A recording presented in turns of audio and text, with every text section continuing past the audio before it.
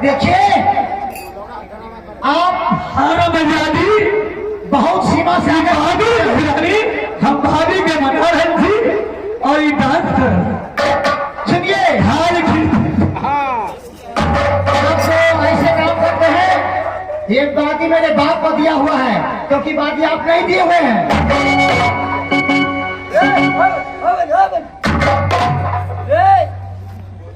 अपनो आवे छे बहिनो के नहीं आवे छे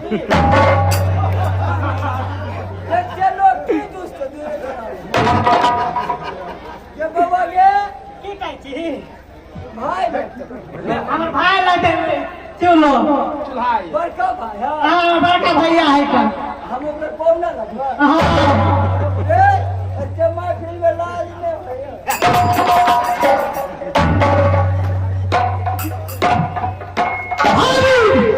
बोलिए फ्रेंड से गई थी। अच्छा हमने जाओ नहीं जाओ भाभी मैं सब काम नहीं जानती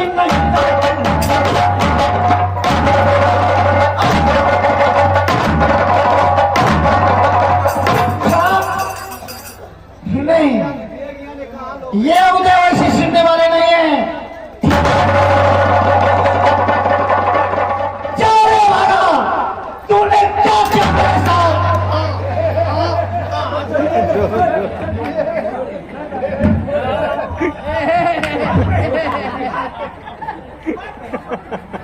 मैं आज तुझे शराब देती कि जिस हाथ से तूने सोना पे घोड़ा चलाया है उस हाथ में तुम्हें कुछ रोग हो जाएगा, कुछ रोग हो जाएगा। नहीं ऐसा तो नहीं कर सकती है। तू बहुत ज्यादा तुमको मानता है कि मैं अमर सिंह आपका देवर हूँ और तू हमें बेटा साथ मान रहा है और मैं अभी मां समान भाई मान रहा हूँ तुम्हें। मैं कभी नहीं मानूंगा। जो कहीं हो करके रहेगा तो हो करके रहेगा। नहीं है तू मैं कहूँ नहीं। इस कोड़े से तूने मेरे बदन पे कोड़ा चलाया है उस हाथ में तुम्हें कुछ रोग हो जाएगा। कुछ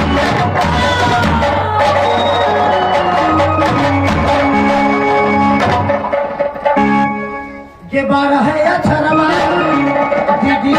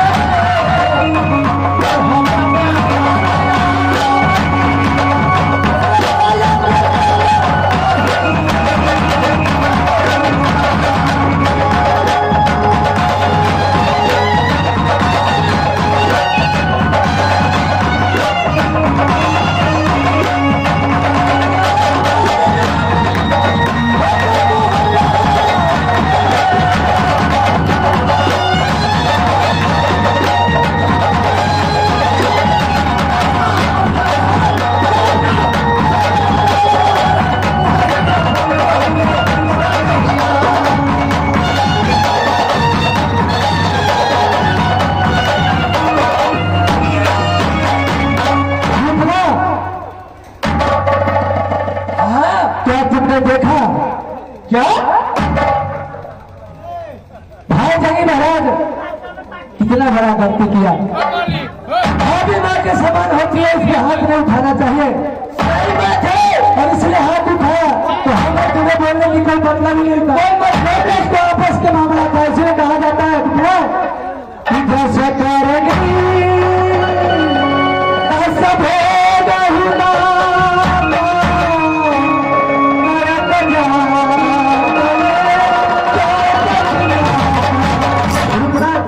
सकते हैं भैया और सुने छिए बोलिए कि यह कहानी कि कहानी है। हाँ बोलो भाई पर हाथ उठाना ना जायज काम छै कहते कह छै घर के बुढ़िया झगड़े लगेले घर के बुढ़िया झगड़े लगेले बचर बचर बचिया के कनिया बना दे कोटिनी हम